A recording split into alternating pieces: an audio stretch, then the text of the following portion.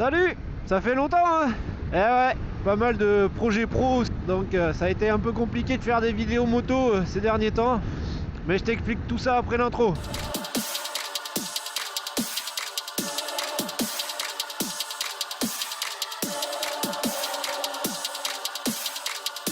Bon, quand je te disais, ouais, c'était un peu long cette période, un peu plus de 3 mois sans vidéo. Pas cool. Je tenais d'abord à remercier les gens qui sont de plus en plus nombreux à venir chaque jour sur la chaîne. C'est vraiment super sympa. Je pensais pas que mes petites vidéos faites dans mon coin attireraient du monde comme ça régulièrement. Donc merci à vous de venir, d'être là. Merci à vous de me soutenir. N'hésitez pas à vous abonner, à partager les vidéos, à les liker aussi. C'est vraiment cool. Ça prouve que mon boulot fonctionne et que c'est intéressant. Donc là en fait je suis sur les petites routes de campagne pour aller faire réviser l'ensemble suspension amortisseur de la Touareg. Ça fait plus d'1 an que je l'ai. J'ai fait quand même pas mal de tout-terrain cette année. Donc j'ai décidé de lui mettre une petite révision. On va voir ce que ça donne. Donc là je vais dans un petit garage magasin moto un peu différent qui vient juste d'ouvrir. Il vient juste d'ouvrir par deux jeunes, deux passionnés de moto. Ils sont ils sont plus typés cross à la base, mais ça reste des pointures aussi sur route. Et ils font pas mal de reprogrammation, de préparation moteur. Ils font aussi tous les travaux mécaniques standards, on va dire. Puis avoir un petit magasin comme ça, un petit garage comme ça, pas loin de chez moi, dans un coin aussi perdu que le Gers, c'est bien. C'est vraiment cool, surtout quand c'est des jeunes qui ont l'air vraiment passionnés et ils ont envie. Donc c'est cool de faire en plus travailler les petits commerçants, donc c'est sympa.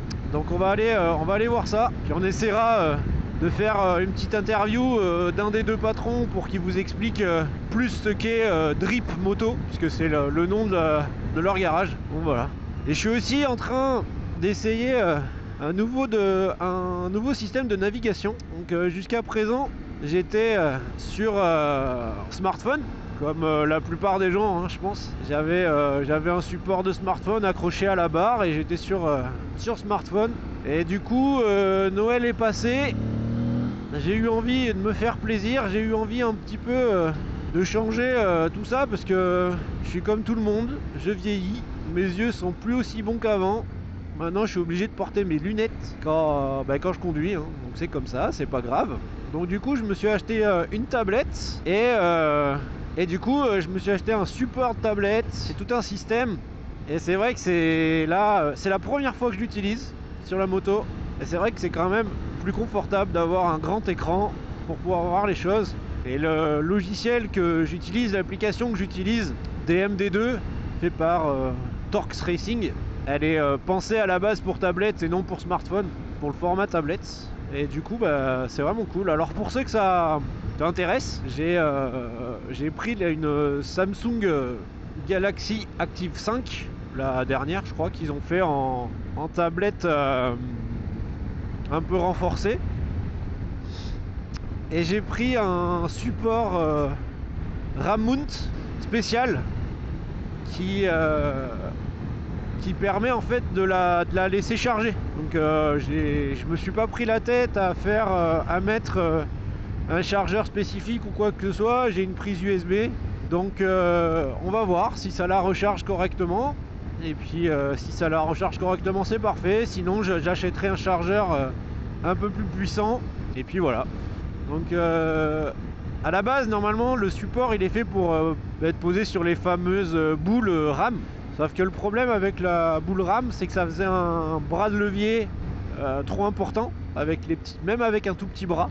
Et du coup ça vibrait énormément, ça se déplaçait, même serré à fond à l'arrêt, c'était assez compliqué. Alors que là du coup j'ai trouvé je savais que ça existait.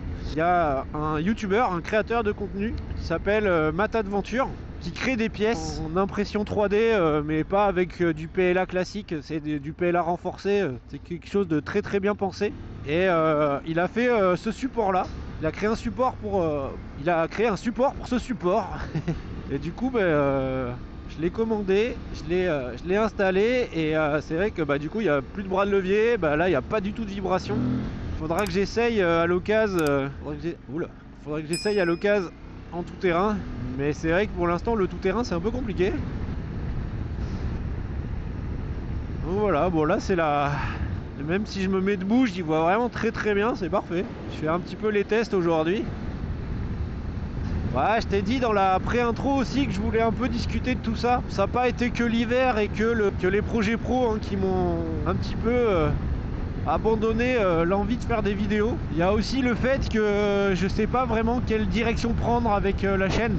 Faut savoir que à la base, moi je suis photographe. Je fais des études pour ça, je suis photographe journaliste, c'est mon métier de base. J'ai fait plein d'autres choses dans la vie, mais je suis un passionné de l'image et je reste un passionné de la moto. Et aujourd'hui, quand on étudie un peu le marché de YouTube, c'est compliqué de trouver sa place. C'est soit on fait des motovlogs, un peu comme je fais là, et je t'avoue que c'est pas ce qui me plaît le plus, vraiment pas. Mais c'est ce qui marche le plus. Soit on fait des grosses productions, des films, des reportages, des voyages. Alors ça c'est génial hein, et c'est ce que j'adorerais faire. Mais ça demande énormément de temps, ça demande énormément de préparation, ça demande énormément d'argent, faut pas se le cacher. Les grosses prods comme ça, c'est... Il n'y a aucun petit youtubeur, petit créateur de contenu qui est capable de le faire. Comme ça, en prenant le mec qui te dit j'ai pris ma moto et j'ai fait un super film, c'est un mytho, c'est pas vrai. C'est pas vrai, moi je te le dis direct, c'est pas vrai. Ça demande énormément de temps et ça demande énormément d'argent de préparer des belles productions, des beaux films à moto. De toute façon, on le sait tous, la moto est un loisir, un sport, tu vois ça comme tu veux, qui coûte extrêmement cher. Ça, c'est pas une nouveauté. Donc voilà, donc ça fait quelques mois que je me pose la question, quoi faire avec cette chaîne? Parce que je suis pas un grand créateur de contenu, j'ai autre chose à faire en parallèle. Je peux pas tout le temps être sur la moto, même si j'adorerais foncièrement passer mes journées sur ma bécane à trouver des chemins, faire des voyages, faire des road trips plus ou moins off-road ou pas, enfin voilà, explorer hein, comme le nom de cette chaîne. Mais je sais pas comment l'orienter. T'as des conseils à me donner, si jamais t'as des idées, n'hésite pas à me les donner en commentaire, hein. C'est fait pour ça. D'ailleurs, ça me permet aussi de rebondir sur un autre truc. Vous êtes énormément à me laisser des commentaires sur les vidéos. Et je trouve ça super intéressant parce que la plupart des commentaires sont constructifs. Sur cette chaîne, vous avez tout à fait le droit de pas être d'accord avec moi et de me le dire à partir du moment où c'est constructif. Voilà, il n'y a aucun problème là-dessus. Par contre, le mec ou la personne, on s'en fout que ce soit un mec ou une meuf, la personne qui va me cracher dessus pour me cracher dessus parce que je sais pas la raison, il ira voir ailleurs, hein, c'est tout.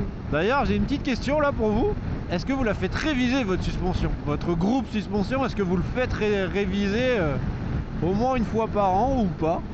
C'est qu'en cas d'utilisation intensive de votre moto, que ça soit sur piste ou en tout terrain, c'est vraiment préconisé de faire réviser son groupe suspension, amortissement au moins une fois par an. Donc je vais le faire, on va voir. Et j'espère qu'il va aussi pouvoir un peu me raffermir la suspension. Alors l'amortisseur, il va pas pouvoir faire grand chose. Il faudrait que je change le ressort. En ce moment j'ai d'autres priorités financières que d'acheter un nouveau ressort. Mais dès que je pourrai le faire, je le ferai. Je change complètement de sujet. Je suis allé le week-end dernier où je tourne cette vidéo, je suis allé au salon du 2 roues à Lyon. C'était l'édition 2025. C'est la 34e édition, il me semble. Et c'est un rendez-vous que pour les passionnés de moto qu'on peut pas ne pas louper. C'est pas possible. On peut pas ne pas y aller. En tout cas moi c'est mon ressenti. Hein. Maintenant c'est devenu un des plus grands salons moto d'Europe. Alors il appelle encore le salon du 2 roues. Devrait le réappeler le salon de la moto. Parce que chaque année, ils ont essayé les années précédentes de mettre du vélo, des engins de loisirs électriques et tout ça. Ça prend de moins en moins de place sur le salon, on va pas se le cacher. La moto prend une envergure hallucinante malgré tout ce qu'on voit chaque année et toute l'année par les médias. La réalité des choses, c'est que la moto, ça donne envie, ça fait rêver, enfin voilà. Donc chaque année, les constructeurs sortent des nouveautés, chaque année, la moto prend de plus en plus de place, donc je vois pas trop pourquoi le salon du deux roues à Lyon s'appellerait plus ça s'appelle encore le salon du deux roues. Mais bon, c'était encore un très beau salon, un super salon. Il y a eu une première mondiale, c'est la première fois. Donc ça, c'est la première fois qu'il y a une première mondiale au salon du deux roues. C'est sur la nouvelle Ducati X-Diavel.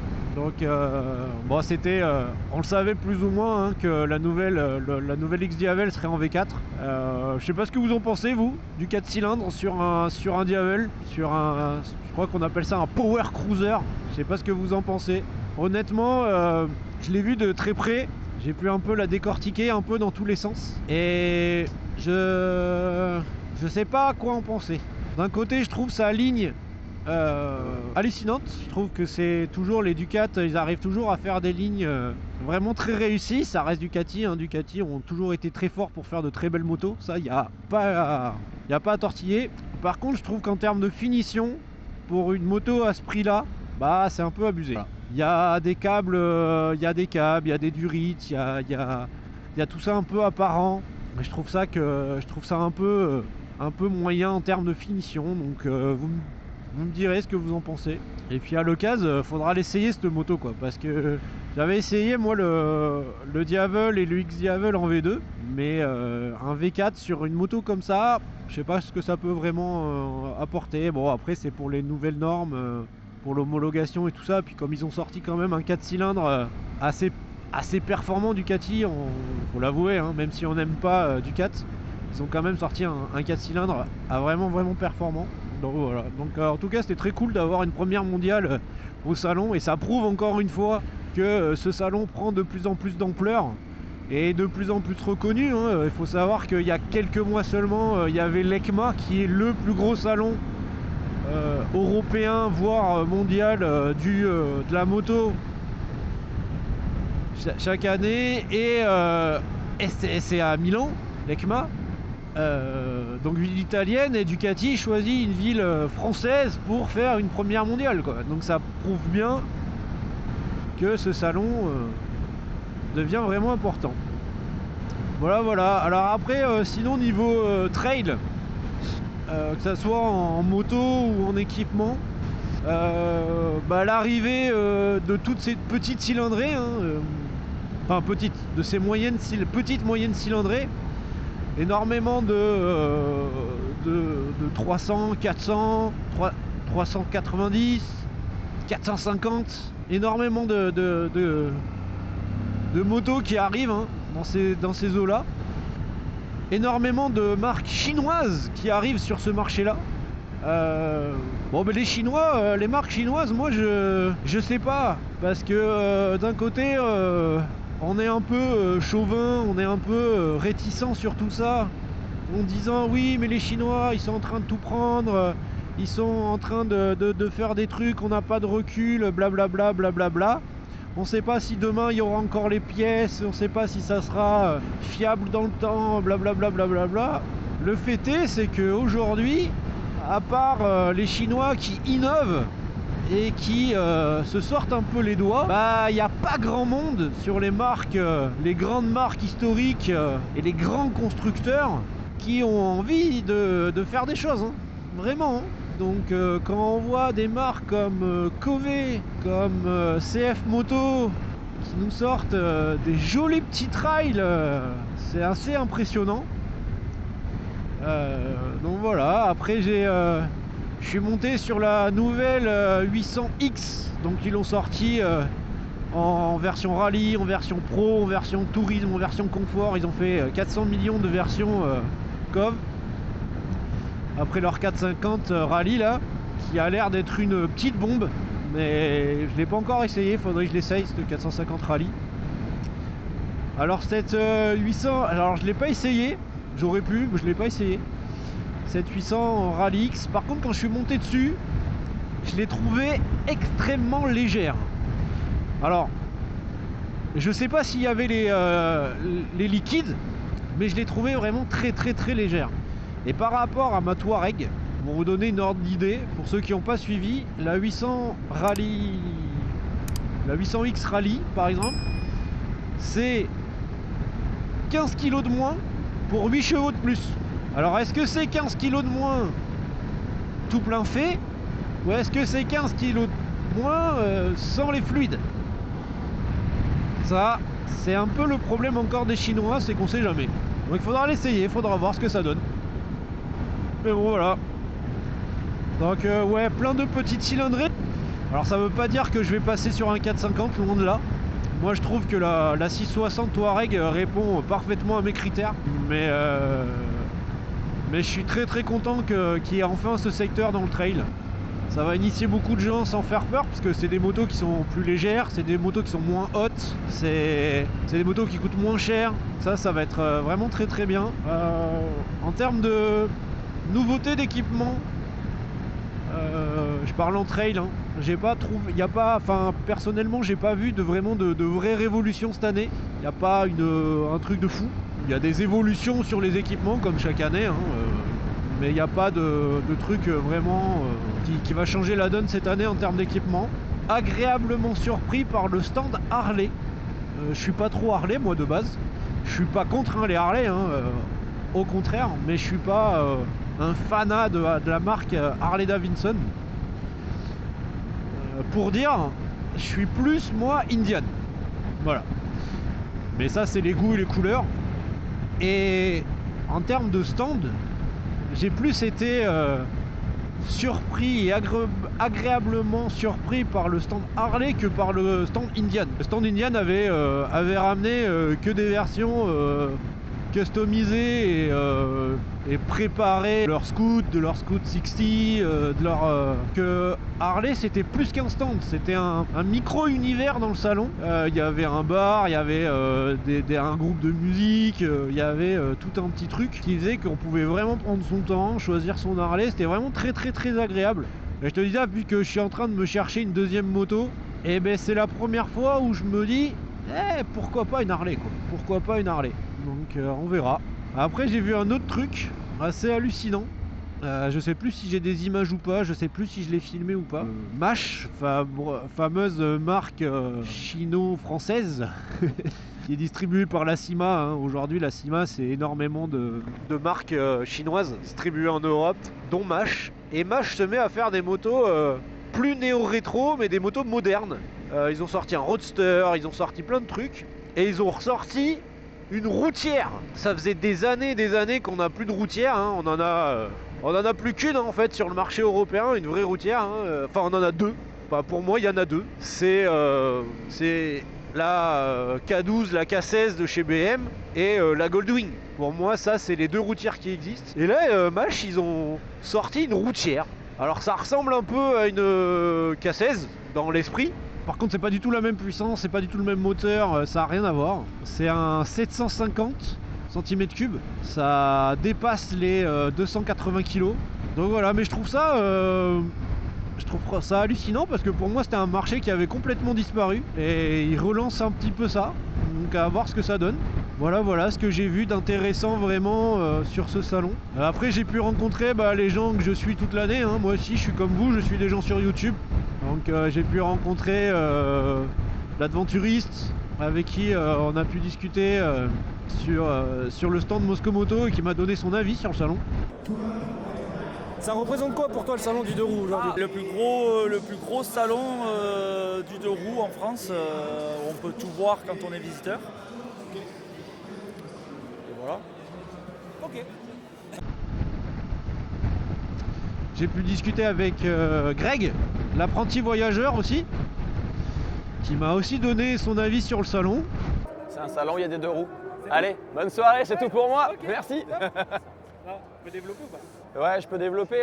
Au début, moi, je pensais que c'était le salon de la moto. D'ailleurs, je dis encore le salon de la moto, je me trompe. Et je trouve qu'il y a trop de VTT ou de trucs comme ça, tu vois. Je pensais que ça resterait moto. Donc c'est pour moi maintenant le plus gros salon de France, qui a des 3D Sud Paris qui n'existent plus. Le deuxième plus gros d'Europe, il me semble. après l'ECMA. Donc c'est voilà, et c'est surtout une rencontre maintenant, tu vois, où tu peux voir un peu tout le monde, tous les acteurs de la moto.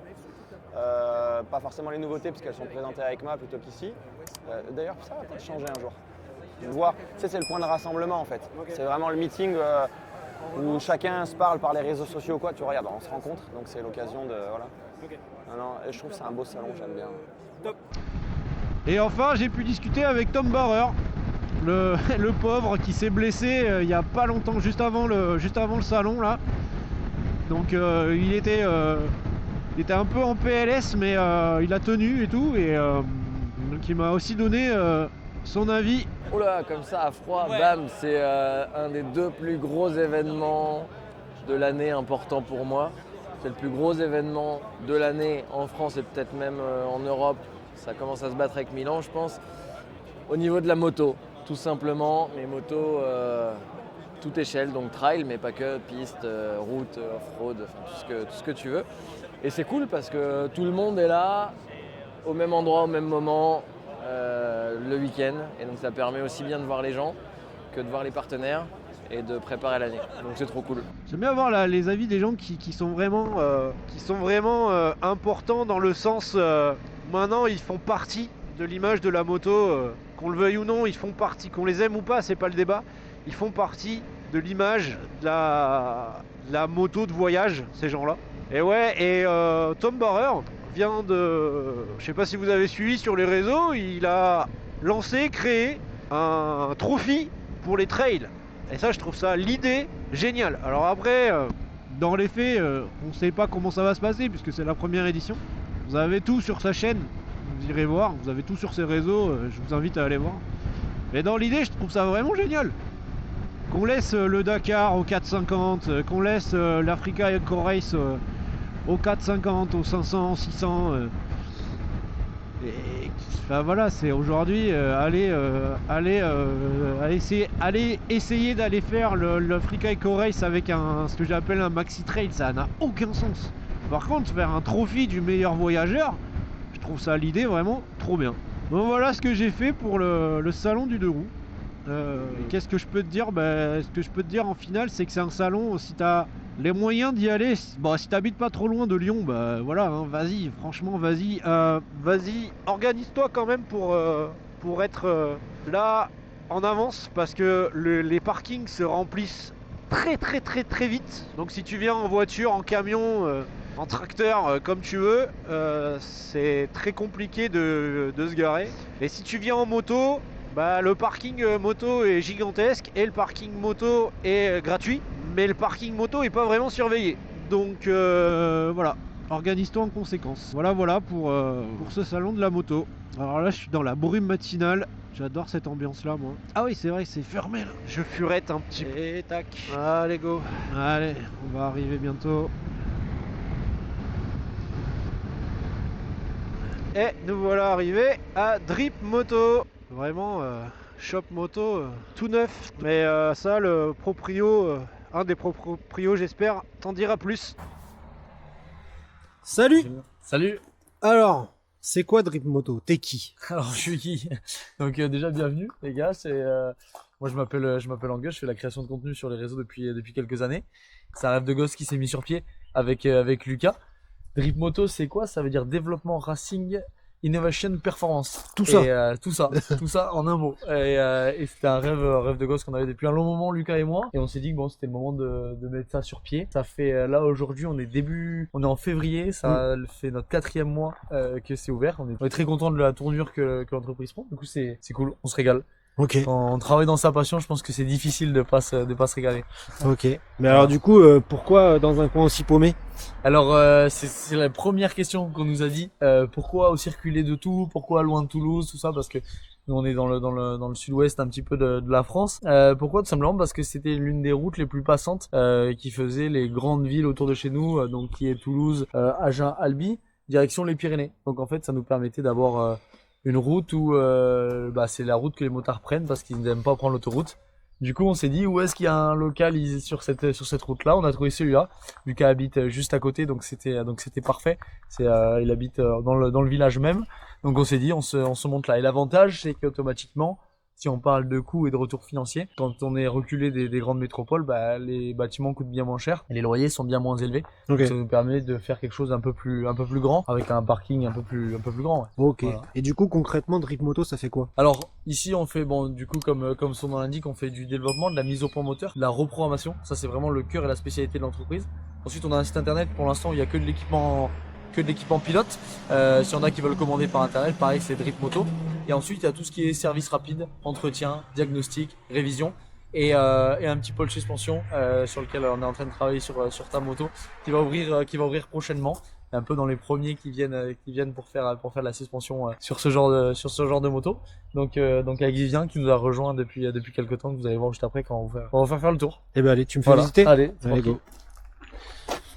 Du coup ça c'est un bâtiment qu'on a repris. Il faut savoir qu'ici il y avait de l'herbe à hauteur des épaules et des années qu'il était abandonné.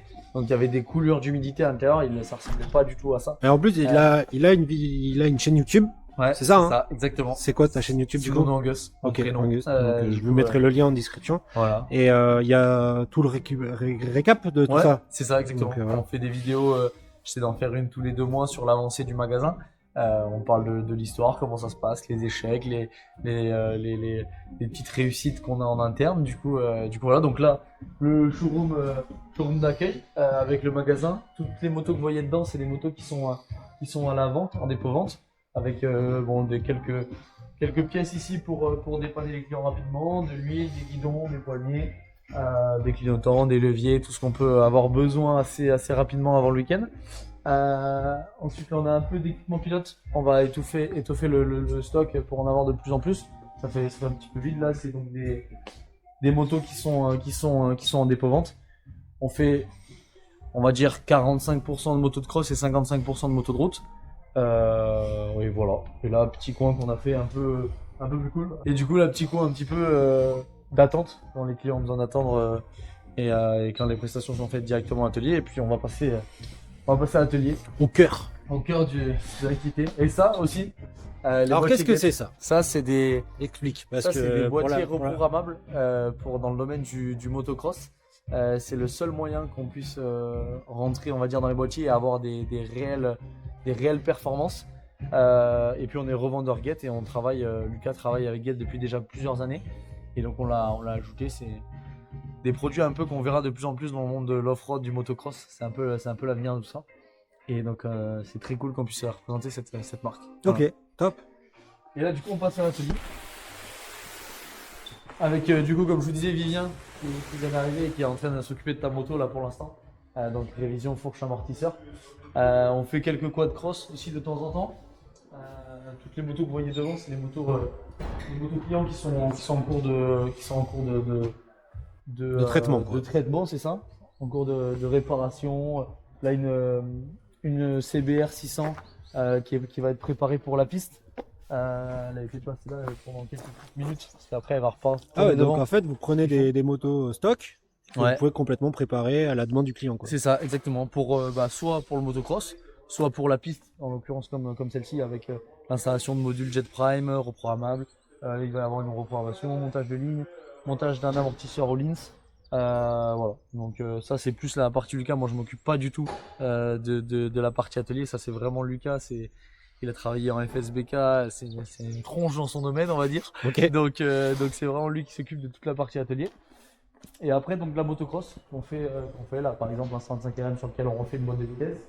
Et ensuite, donc, le cœur de l'activité qui se trouve juste ici, avec le banc de puissance. Là, Lucas qui est en train de passer une TM sur lequel il va rentrer dans le boîtier pour travailler dessus. Bon, bah, du coup, elle est entre de bonnes mains, quoi. Ouais, là, oui, là pour l'instant, là, tu peux y aller les yeux fermés. Vivien qui a travaillé dans plusieurs teams pendant pas mal d'années. C'est aussi un monsieur dans ce domaine-là. Bon. Et donc là qui est en train de s'occuper de tes suspensions. Et ça va être spécialisé là-dedans dans l'entreprise qui va s'occuper vraiment de la partie suspension. On voulait que ce soit scindé, et que chacun ait sa spécialité. Parce que du service rapide, tout ça, quand on a atteint un certain niveau en mécanique, un peu tout le monde sait le faire. Par contre, tout ce qui est châssis, suspension, tout ça, c'est vraiment, faut être spécialisé là-dedans, faut avoir travaillé dans ce domaine-là et étudier le domaine, le transfert des fluides, tout ça. Et Lucas qui lui s'occupe de la partie motorisation, qui était motoriste, enfin qui l'est toujours du coup maintenant, et Ok. de plus en plus. de la partie mise au point moteur. Bon, je viens de quitter Drip Moto. Ça y est, la révision de la Touareg, la révision du groupe suspension amortisseur est terminée.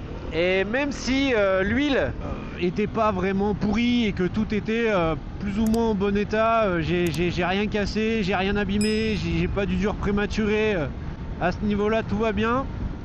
Il y avait quand même pas mal de petits réglages à faire, notamment la quantité d'huile dans les suspensions qui était pas bonne. Il en manquait beaucoup. Donc là, il m'a remis le niveau correct et il m'a mis de l'huile beaucoup plus épaisse, et avec les bons réglages qu'on a fait, bah, du coup, bah, j'ai tout simplement une suspension qui fonctionne vraiment bien, et moi je le sens de suite. Et au niveau de l'amortisseur, c'est incroyable. La moto ne louvoie absolument plus, ça fesse beaucoup moins. Parce que bah, pareil, il a changé l'huile et surtout il a rajouté plus de 4 barres d'azote, quoi. Et du coup c'est les normes constructeurs de base. Sur les normes constructeurs de base, il manquait 4 barres, quoi. Donc ça va faire beaucoup de bien. Voilà.